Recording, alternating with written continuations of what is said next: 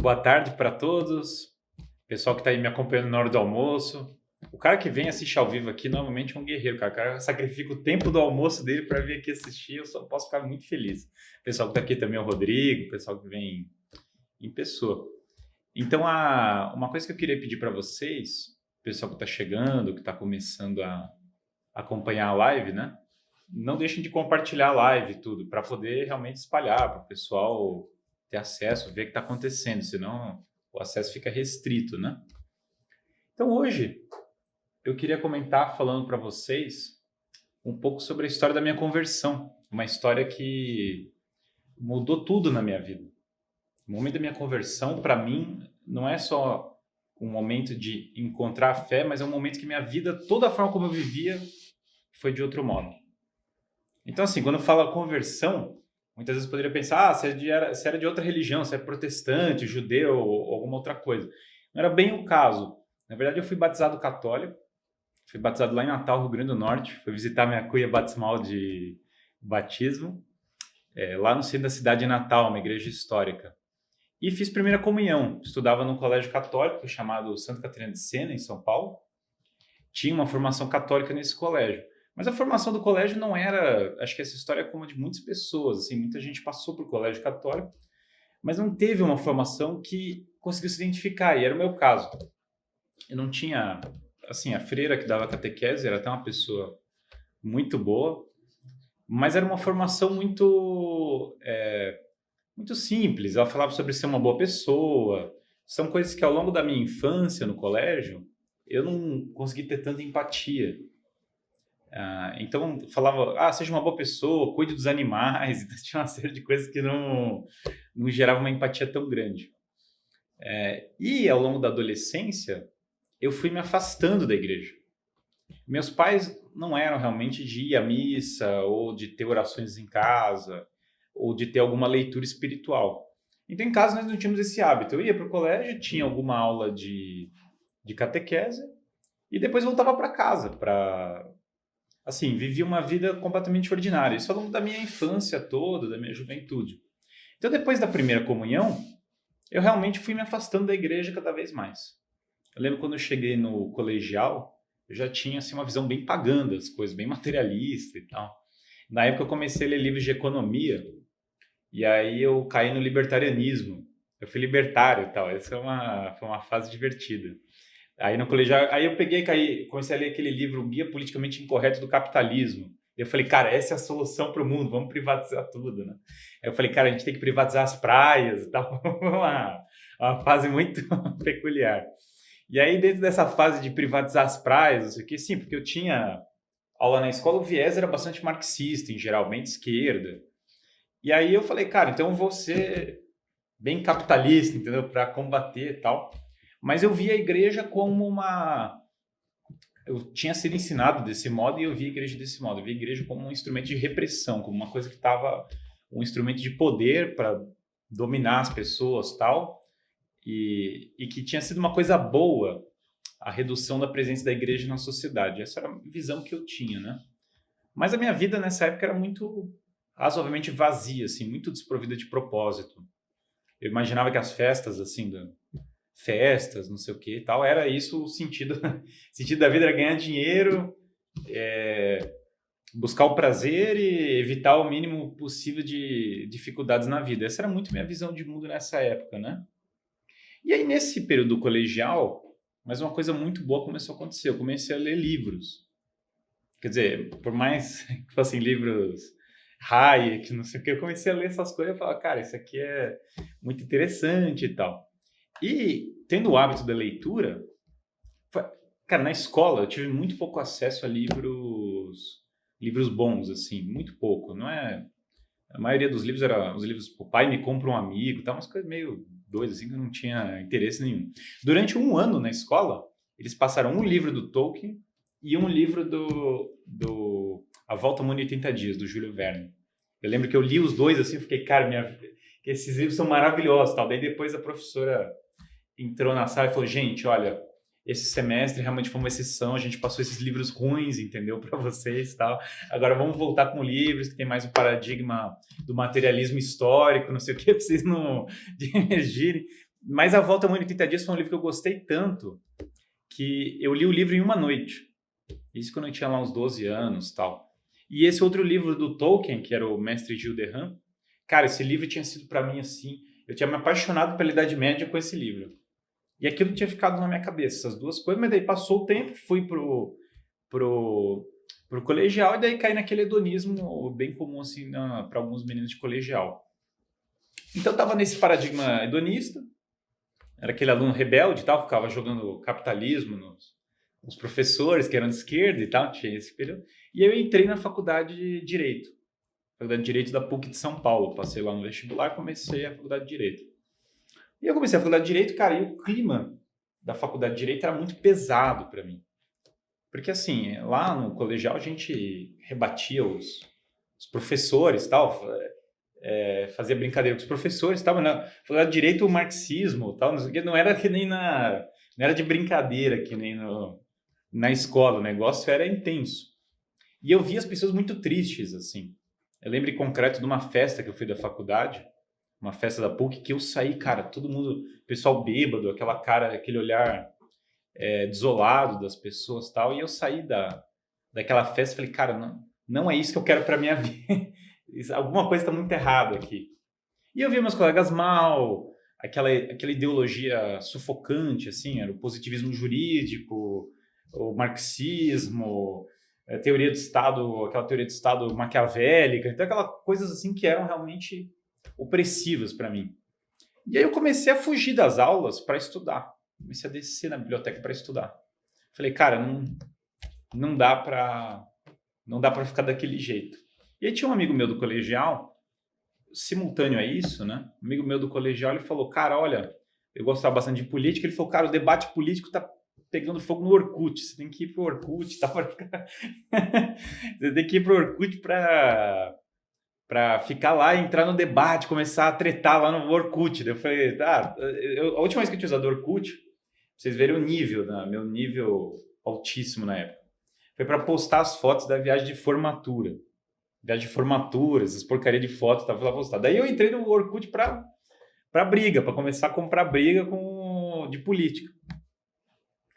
E no Orkut naquela época, tinha, nesses grupos que debatiam política, tinha muitos apologistas cristãos e católicos. E eles iam postando autores, era uma coisa que na época era comum.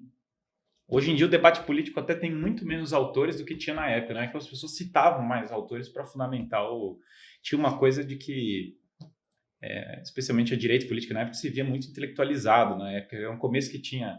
Porque a esquerda tinha dominado as universidades. Daí o pessoal da direita falou, não, a gente estuda também. Daí começou a mostrar um conteúdo, e ainda mais, a gente estuda melhor do que o pessoal da esquerda que está nas universidades. Então tinha esse clima na época.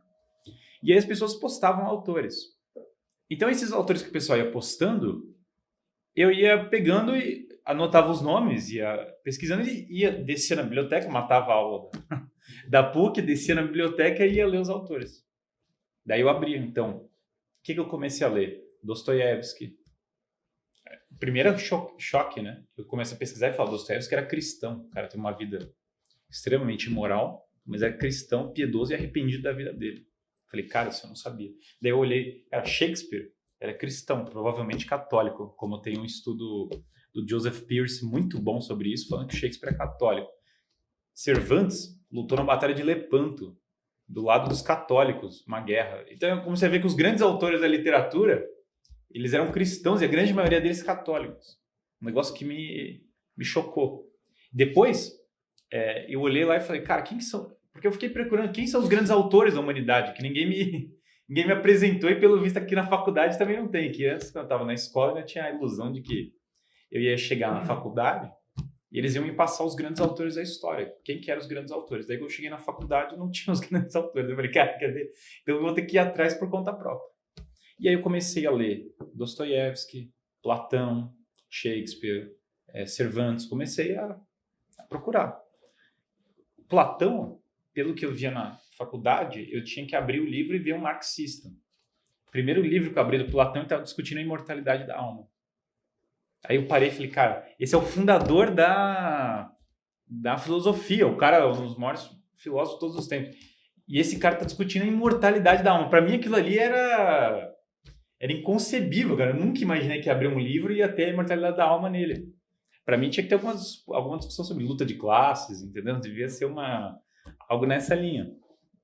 Ou alguma discussão sobre livre mercado, né? Pior ainda, discussão sobre livre mercado, sobre privatizar praias, e não era disso que estava falando. Então eu abri esse livro do Platão e eu fiquei com aquilo na cabeça. Aí eu comecei a ler Os Irmãos Karamazov, do Dostoiévski. Os Irmãos Karamazov é um livro muito difícil, né? Daí eu comecei a ler e tal, ficava lá com o livro. E cara, a experiência do livro foi muito impactante, porque o ateu é muito bem feito, mas o exemplo cristão é muito forte, especialmente do Padre Zosmo. Comecei a ler lá o Padre Zosmo e falei, cara, isso aqui tem alguma coisa aqui muito forte. Alguma coisa que tem densidade, que é real. Tinha uma cena, tinha um menino, o menino era esquerdista, voltairiano, né? Daí ele tá na cama morrendo, e aí que é o Kolya, e ele tá na cama morrendo e tal, e daí o Alexei fica do lado dele na cama, né? E aí ele fala assim, não, me deixa e tal. Ele fala, não, eu acredito na vida eterna, acredito na imortalidade da alma, vou ficar aqui do seu lado. E aquilo ali me impactou muito, sabe? Então eu fiquei com aquilo na cabeça. Mesmo, você veja, eu li lá no Platão, alma imortal, cara, eu não sabia nem direito o que era alma. Na verdade, a palavra alma nunca tinha aparecido na minha vida. Preciso saber se Deus existe. Fiquei com isso na cabeça. Fixei na cabeça. Daí eu voltei para o Orkut. Na época, esse debate se Deus existe, ele estava em alta. Era um debate que estava muito forte. Anos 2000, final dos anos 2000, esse debate estava forte. Desde que teve o 11 de setembro, começaram a aparecer muitos apologistas ateus na época, e daí começaram a ter respostas cristãs para esses apologistas ateus. Era a época do Richard Dawkins, desse tipo de coisa. E aí eu caí num professor que é protestante, que era o professor William Lane Craig, mas que era especialista em debater a existência de Deus. Aí eu comecei a assistir os debates do William Lane Craig, e eu falei, cara, esse cara tá ganhando todos os debates. O cara ia no debate, até eles pararem de fazer debate como esse, porque justamente o cara ia e ele ganhava todos os debates. Teve até um debate depois que ele ia marcar com o Richard Dawkins, o Richard Dawkins fugiu, daí deixou a cadeira vazia dele, ele bateu a cadeira vazia no debate que o Richard Dawkins vazou. E aí eu comecei a assistir e falei, cara, esse cara, ele sabe o que ele tá falando. Ele tinha argumentos filosóficos profundos, ele tá mostrando que Deus existe, e, cara, esse negócio é real. Aí eu comecei a procurar e falei, qual que é o gênio por trás desse William Lane Craig? Porque ele citava vários, ele fala de Al-Ghazali, Leibniz, vários autores. Mas não eram esses que me parecia que era a genialidade por trás disso, né? Inclusive, nessa época, pouco tempo depois, eu encontrei o William Lane Craig. E conversei com ele em pessoa, porque nessa época ele esteve no Brasil. Isso é uma história bem interessante. Daí tinha uma divisa do lugar que ele ia dar palestra. Isso não foi no Mosteiro de São Bento, foi numa livraria, que ele foi falar que era do lado de casa. Aí eu fui lá na livraria, pulei e fiquei conversando com ele. Aí ele mesmo falou para mim, ele falou, eu sou protestante, mas eu fui no Mosteiro de São Bento e eu fiquei impactado com a beleza do lugar. O lugar mexeu comigo.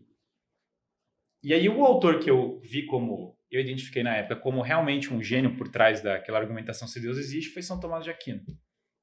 E aí, eu lembro quando eu fui falar com ele, eu falei, cara, São Tomás E aí ele falou, não, realmente, o William Lane Craig falou isso pra mim, isso foi em pessoa, eu tava falando lá com ele.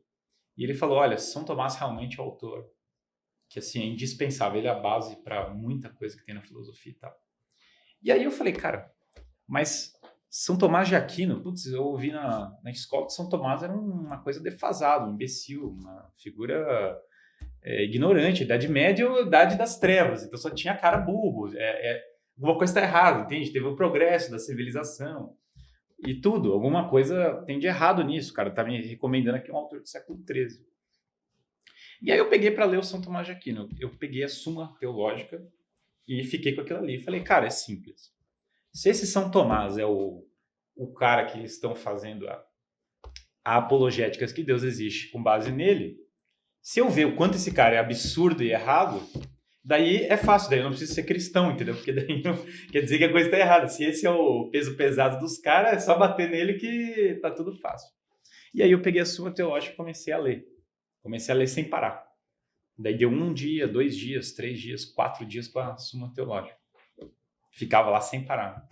E aí, quanto mais eu lia, mais eu olhava e falava, cara, esse cara tá falando assim, é a mais pura verdade e ele sabe exatamente o que ele tá falando. Eu não tinha todo o ferramental metafísico para entender todas as coisas, mas eu via claramente que ele sabia exatamente o que estava falando.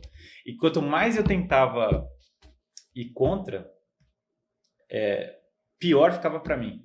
Quanto mais eu tentava atacar, pior eu via. Daí na próxima página tinha alguma coisa que mexia comigo de fato, que eu sentia balançado.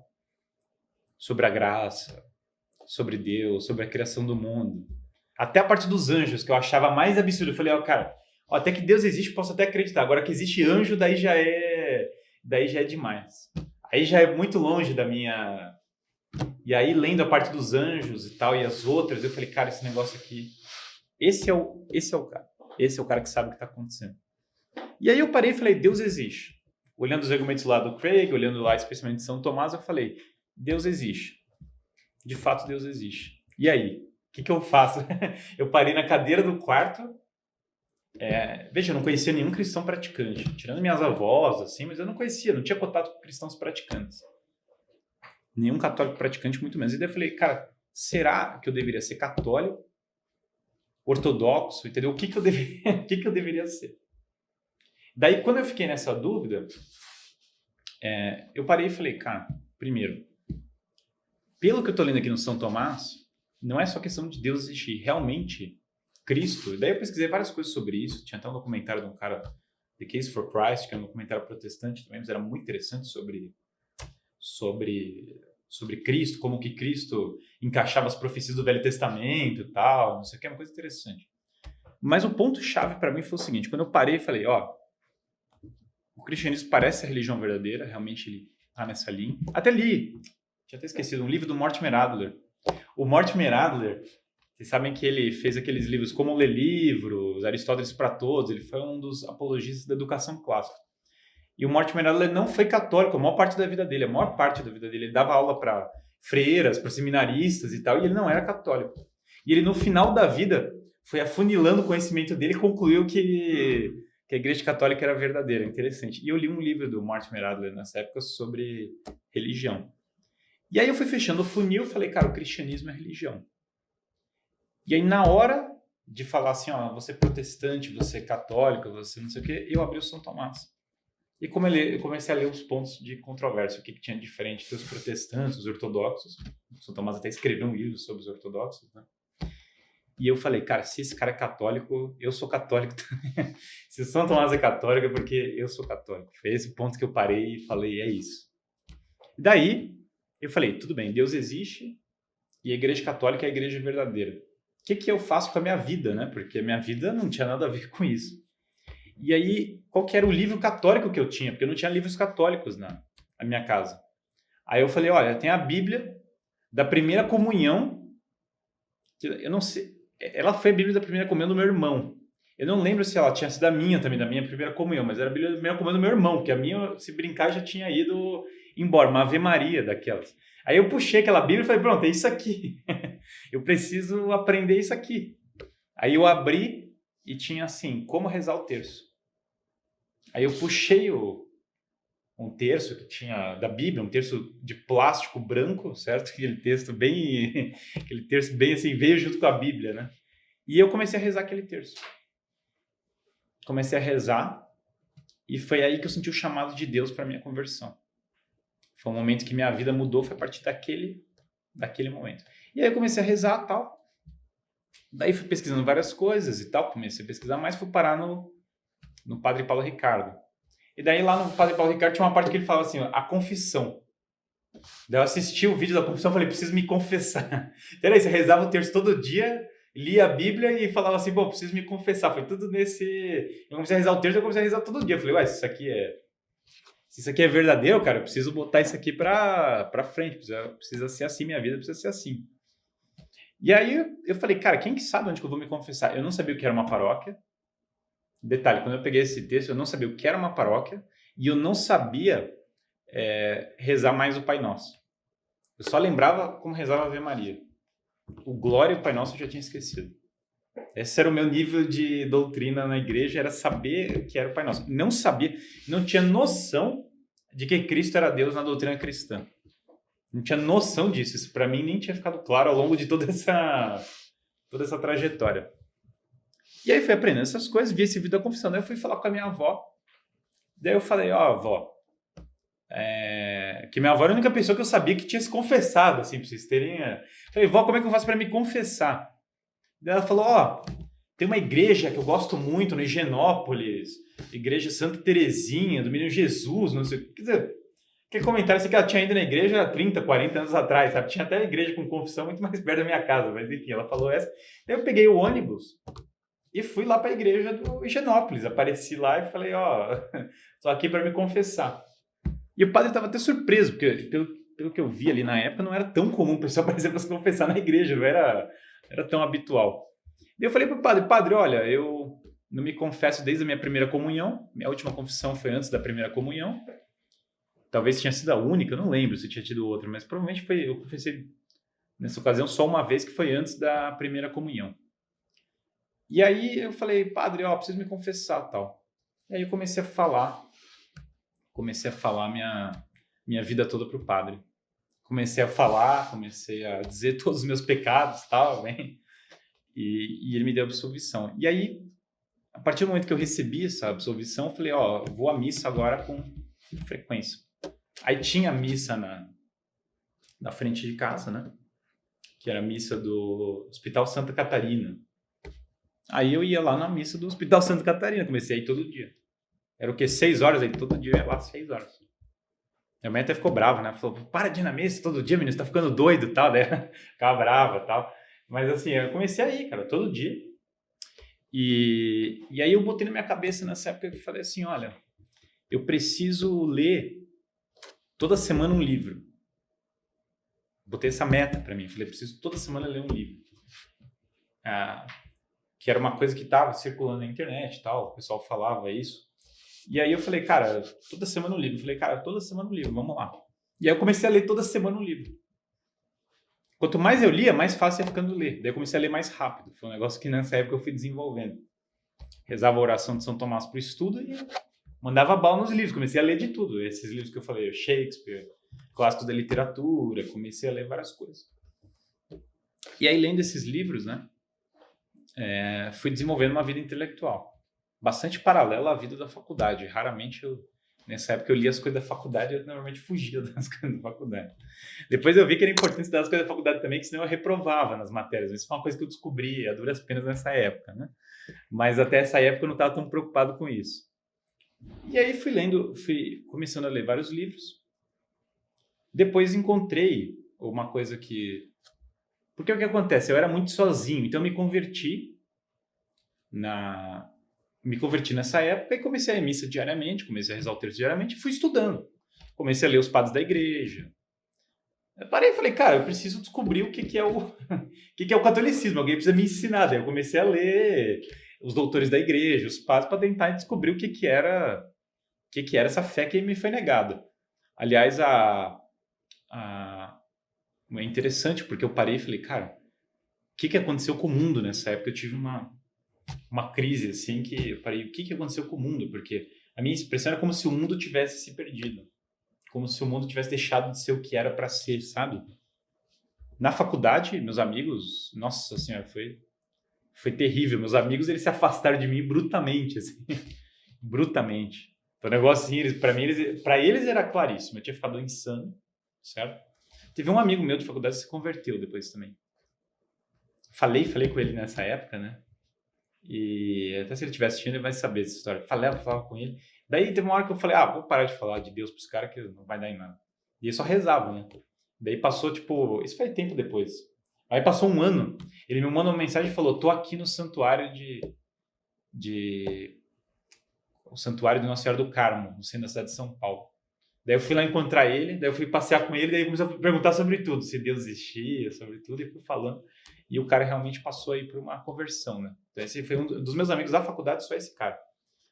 De resto, meus amigos, de regra, me largaram, assim, entendeu? O Guilherme ficou doido, o cara não vai em festa, o cara falando de confissão, quer dizer, o cara realmente pirou Até o professor de teologia veio me procurar na PUC, né? Preocupadíssimo comigo e tal. Ele veio falar, olha, você está muito dogmático, você está assim, muito fora do... Você acredita mesmo nos dogmas e tal. E aí eu falei pro professor, eu falei, professor tal, o professor é muito simpático, ele andava de sandália. Ele falou para mim que ele estava fazendo a história universal segundo Hegel e tal. E eu falei, professor, muito interessante e tal. Mas assim, aí ele falou para mim, você está muito... O seu trabalho expressa que você está muito dogmático. Você virou um cara realmente muito radical e fanático. Tal. Daí, se eu não me engano, acho que nesse ano eu reprovei em teologia, uma coisa desse tipo. Assim, eu reprovei em teologia, tal. Enfim, daí eu virei católico e comecei a ir mal em teologia, né, na PUC e tal. E aí, na faculdade, eu fui muito isolado. De fato, eu perdi assim, meus amigos. Em parte por culpa minha, porque também recém-conversa aquela coisa, o cara é bem Zé Cruzadinho, assim, o cara chega assim arrepiando, né? Então esse é um problema da recém-conversão. Mas em outra parte, porque realmente o clima era muito adverso, daí realmente parecia que tinha ficado doido. Aí eu fiquei uma pessoa muito isolada, eu não tinha muitos contatos, né? Meus pais achavam que eu estava endoidando, meus colegas de faculdade achavam que eu estava endoidando, e daí eu cheguei na paróquia perto de casa, só tinha senhorinhas, assim, que não eram exatamente as pessoas que iriam realmente ser meus amigos. Na verdade, porque as senhorinhas era legal, cumprimentava elas, mas não era assim que eu ia sair para tomar um café com as senhorinhas da paróquia e conversar sobre a fé, entendeu? Não tinha essa relação. Então, cara, eu não via, porque jovem, pelo menos ali na frente de casa, eu não via jovens ali na igreja. Então eu falei, cara, o que eu vou conversar? Como é que vai ser? E aí eu nesse contexto, tinha um curso de Direito Natural. Na verdade, foi assim, eu li um artigo do professor Marcos Boeira sobre Direito Natural. E aí eu falei, cara, esse artigo é muito bom e tal. Aí meu pai falou assim para mim, eu descobri pelo meu pai, uma coisa meio doida, que aquele professor que tinha lido o artigo era amigo dele, que era o Marcos Boeira, ele dava aula junto com meu pai. E aí meu pai falou, tá tendo um grupo de estudos lá do Marcos Boeira, você não quer ir? E aí eu fui.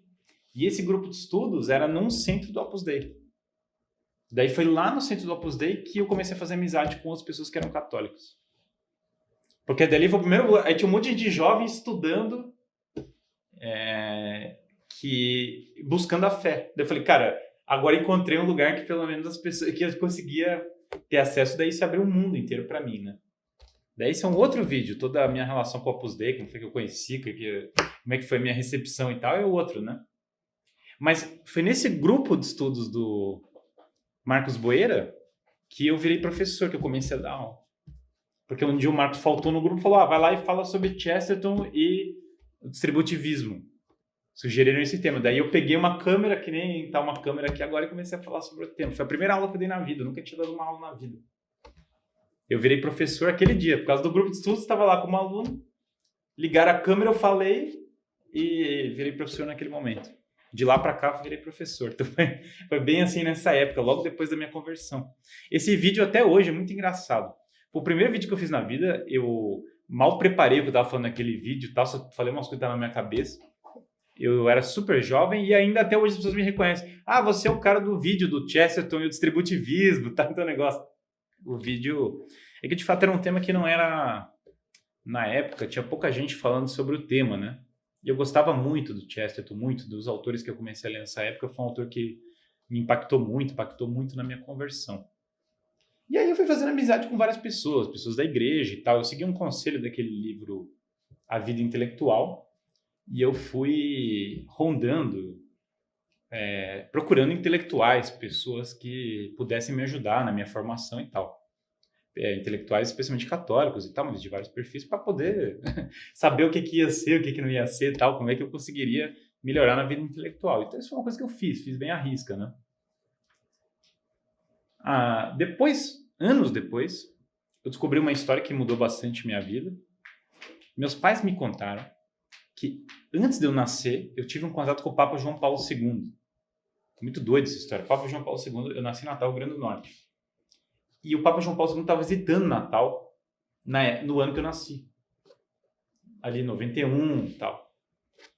E minha mãe foi lá para ver o Papa passando na avenida. E ela subiu num carro para poder recepcionar o Papa quando o Papa passasse.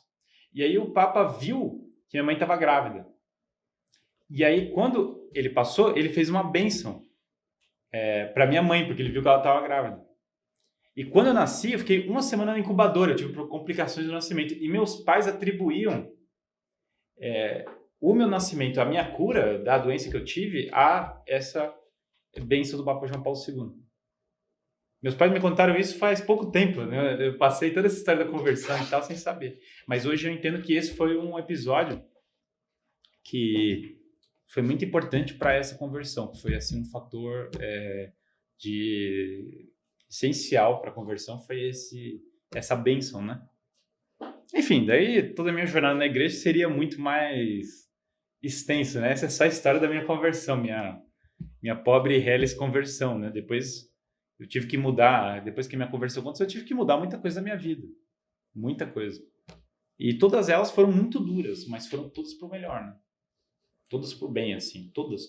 Nossa, tudo no longo prazo melhorou. Se tem uma coisa que melhorou minha vida, que mudou, foi a fé católica. E assim, desde o começo, muito convicto, só existia uma igreja verdadeira, só tem uma fé. Por quê?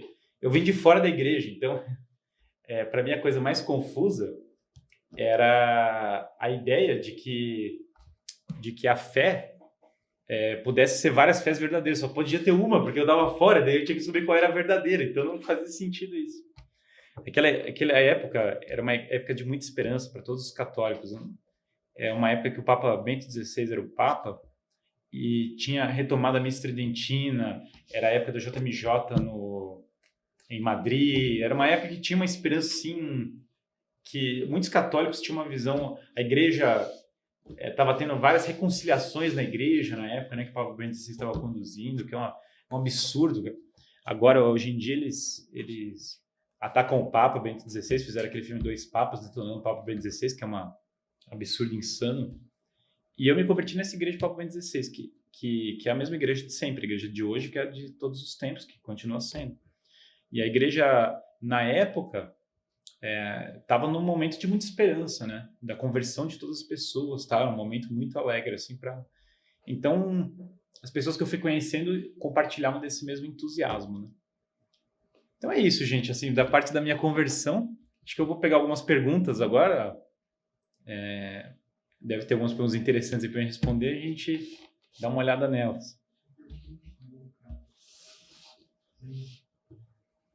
Uma pergunta muito boa do Ivan Guilhom aí. Ivan Guilhom? Ivan Guilhom é um dos melhores alunos que eu já tive. Ivan Guilhom foi meu aluno lá no ITA, professor lá do ITA, é o cara... Ele fez uma pergunta excelente. Dos alunos mais interessantes. Guilherme, esse caminho para uma conversão passando pelo libertarianismo parece relativamente comum entre os meus conhecidos. Isso é apenas uma negação do marxismo ou tem algo a mais? Eu acho que tem um pouco algo a mais, porque assim, embora o primeiro passo é a negação do marxismo, o que eu acho? O libertário, ele rompe com essa educação marxista, esse establishment marxista, então já é um primeiro passo para o cara sair do... Só que, então o libertário ele vira individualista, ele vira uma espécie de materialista individualista, a tendência é essa. Mas só dele ter rompido a hegemonia atual do Brasil, ele já começa a estudar ideias diferentes. Outra coisa interessante que ele tem é que ele acaba valorizando a liberdade. Daí, essa valorização da liberdade, ele acaba tendo que procurar o fundamento da liberdade. Porque o materialista ele já é mais dogmaticamente contra o fundamento das coisas. O libertário, ele procura. O problema do libertário é que ele reduz a lei natural à não agressão. Ao PNA que eles falam, né? Só que, só dele estar discutindo a lei natural, ele já começou a discutir, já começou a se aproximar da igreja. Então, embora seja uma lei natural extremamente reduzida, extremamente parcial, já é uma discussão de lei natural. Isso certamente impacta as pessoas. Então, eu acho que o libertarianismo ele quebra um pouco a hegemonia do discurso de esquerda, do discurso mais superficial da esquerda, e dá essa outra linha da lei natural, aponta para a lei natural. Mas, só, se as pessoas superar o libertarianismo, eu acho que ela tem uma visão mais ampla, né? O libertarianismo ele tende a ser um pouco mais... ele é comum para jovem, né? Porque é uma postura um pouco mais jovial, assim. É uma postura que, com a maturidade, tende a se dissipar o libertarianismo, né? Seria ótimo uma live sobre o filme Dois Papas. Bom, podemos fazer também, mas é para falar mal disso, porque filme lixo de apologia da teologia da libertação, isso aí não tem que nem que... Uma vergonha, como é que... Até a Dilma botaram no filme, até a Dilma. Assim, não tem paciência pra essa coisa de Dois Papas, eu quero falar mal do Papa Bento XVI, parece o Papa Bento XVI acobertou pedófilo, nazista, putz, a vida. O Papa Bento XVI, foi na época dele que começou a pipocar todas as coisas de pedofilia, justamente porque ele estava cavando, justamente porque ele estava investigando e procurando e querendo tirar o pessoal das posições de poder. Um absurdo que atribuam isso aí, é uma vergonha que esse filme, viu? Mas enfim, a gente pode fazer uma live. Guilherme, você disse aí na live que Tomás de Aquino escreveu um livro sobre os ortodoxos. É Contra o Erro dos Gregos, chama o livro. Não é um livro comum de se achar. Eu achei na internet na época, não é comum. Contra o Erro dos Gregos. Aliás, ao final da vida de São Tomás, ele dedicou a tentar resolver a questão do cisma. Né? Porque o cisma, todo mundo fala do cisma no ano 1000 e alguma coisa. Só que no século XIII teve uma rediscussão disso. Até o fim do Império Bizantino, teve várias vezes que rediscutiram o cisma. Então o cisma não foi um momento único, que ali cismou e daí cortou relações. Até a queda do Império teve vários momentos que poderia ter voltado à Igreja Ortodoxa. O Papa e o São Tomás de Aquino, até o final da vida dele, tentou resolver esse cisma com a Igreja Ortodoxa. Daí o que acontece? Ele faleceu antes de levar mais adiante essas conversas, né? Mas São Tomás tinha essa preocupação muito grande, porque a maioria dos católicos tem, porque a Igreja Ortodoxa ela é muito importante o retorno dela para a Igreja Católica, para todos os católicos, para todos, porque é um pedaço da Igreja que se perdeu, sabe, uma coisa horrível. Então São Tomás escreveu esse livro Contra o Erro dos Gregos, né? Livro pouco conhecido, bem pouco conhecido. Aliás, São Tomás de Aquino, via de regra, as pessoas só conhecem a Suma Teológica, o pessoal não lê a maior parte dos livros dele. Suma contra os gentios, às vezes, as duas sumas, mas a Catena Áurea agora começou a pipocar os livros. Catena Áurea, várias coisas estão começando a aparecer, né? Boa tarde, Guilherme. Sou um católico ferrenho, adoro o governo do Augusto Pinochet. Estão querendo contradição, ao meu ver? Cara, assim, eu não acho que esse é o tipo da discussão que eu vou levantar aqui ainda, né? O Pinochet, no Chile eles estão se matando, eu sei lá, no Chile eles estão se matando até agora sobre isso. Eu que não vou responder, daí o chileno, tem uns que falam Pinochet fascista, os outros falam que Pinochet salvou o país, eu sei lá, do negócio do Pinochet, eu não vou me meter nessas coisas, não. Acho legal a pergunta, mas eu não vou me meter nessa polêmica, eu sei lá. Teria que estudar muito o negócio do Pinochet, ler lá o que ele fez no governo dele, ler os detalhes, para saber o que é. Esse é um problema também. Às vezes o pessoal, sobre política, cara, política é um assunto muito delicado. Para você fazer um juízo, você tem que olhar as coisas com muito cuidado. O pessoal pega bandeiras e taca elas como se fosse simples. Alguns erros são muito claros, claro. Pinochet dizem que ele foi um ditador, um cara que matou gente e tal. Isso é uma coisa muito ruim. Se foi isso daí, o negócio é horrível. Mas eu também não conheço todos os fatos históricos do contexto da coisa para fazer uma avaliação. Nesse caso específico, né? É isso, gente. Você perguntou sobre a palestra ou aula do Rio de Janeiro, você vai ter? Sim, a palestra do Rio de Janeiro é o seguinte, dia 8, eu vou falar, procurem o Vicariato de Educação do Rio de Janeiro, tem a página deles lá no Instagram, que está lá com o evento. E no meu próprio Facebook, vocês entrarem lá no meu Facebook, vai ter a foto do evento, certo? Então aqui mesmo, para quem está vendo no Facebook já está aqui, tem lá a foto do evento, que é dia 8. Então esse evento é muito bacana, eu estou bem ansioso, eu adoro o Rio. Sabe que o lugar que o pessoal mais gosta de mim no Brasil é o Rio de Janeiro. Toda vez que eu vou lá no Rio, tem um monte de gente que gosta de mim, pessoal sou bem recebido, eu me divirto. Tipo, tem uma coisa com o Rio de Janeiro que eu adoro lá, o Rio de Janeiro. Eu tenho um carinho gigantesco pelo Rio de Janeiro, eu acho um lugar maravilhoso. Tem muitos problemas de fato, mas problemas sociais, tudo, de violência, as coisas estão acontecendo, mas eu acho um lugar maravilhoso. E o Brasil começou lá com o Rio de Janeiro, né? Então é um lugar que me agrada muito e eu vou falar lá. Aliás, quem me convidou foi o Padre Douglas. O Padre Douglas, que eu tinha dado aula para o Padre Douglas quando ele era seminarista. Que eu fui dar uma palestra junto com o Padre José Eduardo, lá na Arquidiocese do Rio de Janeiro. O Padre Douglas era seminarista, agora ele é padre. Daí ele me convidou agora para esse evento também. Então é muito legal, fico muito feliz com essa palestra. Quem for lá do Rio, pode aparecer lá. Qual a importância de escolher bem a amizade para a vida intelectual católica? Toda a importância do mundo. Veja, Não é que você só deve fazer amizade com católicos praticantes, mas especialmente no começo da vida de conversão, quando você está se aproximando da igreja, você tem que conviver com pessoas melhores do que você. Se você não conviver com pessoas melhores do que você vai ser arrastado para baixo. Isso é um fato. Quanto mais você está no começo da conversão, mais importante é esse fato. O pessoal é muito ingênuo às vezes com a questão da amizade. Porque se a pessoa não tem ainda a maturidade para conseguir levar a fé ou levar uma vida de estudos para aqueles amigos que são contra isso, ela não deveria passar tanto tempo com essas pessoas, porque arrasta para baixo. Gente, amizade é uma coisa que tem que ser muito bem escolhida. Amizade pode elevar a pessoa, pode fazer a pessoa muito boa, ou pode acabar com a vida da pessoa. Tem muita amizade que acaba com a vida da pessoa, que não é amizade de fato, é uma anti-amizade. Então, a conversão muitas vezes envolve largar amizade com muita gente, sim, claro. A conversão envolve, muitas vezes, você deixar de lado algumas amizades. Por quê? Porque você não pode arriscar o bem mais precioso que você está adquirindo. Por isso, depois que você tiver uma maturidade um pouco maior, que vai adquirindo uma vida de piedade, uma doutrina mais sólida, daí você vai fazendo amizade com aquelas pessoas que têm uma virtude natural boa, mas que não tem que não tem a fé. Então, uma escada, não é uma coisa que você pode pegar e falar assim, vou fazer apostolado na Cracolândia agora, acabei de me converter. Não vai dar certo, não vai funcionar. Então, cada um tem que entender o seu. Não, tem uma vida de piedade. Depende da pessoa. Então, é uma escadinha. As pessoas têm que, no começo da vida de piedade, conviver com pessoas muito melhores do que a gente. Esse é o melhor receita. Como faço com os filhos que cresceram na igreja e depois da faculdade da PUC não vai mais na missa, nem no Natal? Olha, primeiro caso, rezar, né? Segundo, tentar passar bom conteúdo para eles. Mas é rezar, ter boa relação com os filhos e tentar passar bom conteúdo. Não tem uma fórmula mágica fora essa. Essa é a melhor coisa. Primeiro oração, depois se mortificar por eles. Depois ter em mente que eles tenham bons conteúdos, que eles possam estudar coisas boas, massa material. E depois tentar começar a amizade. Mas é triste, muita gente entra na faculdade e perde a fé, porque é uma propaganda monstruosa contra a fé. Acontece. A escola também. Se não cuidar da escola, os meninos perdem a fé porque a escola não ensina a fé. Claro que isso é determinante. O pessoal falando aqui que perdeu um pedaço da live. Bom, isso daí vai ter depois disponível, né?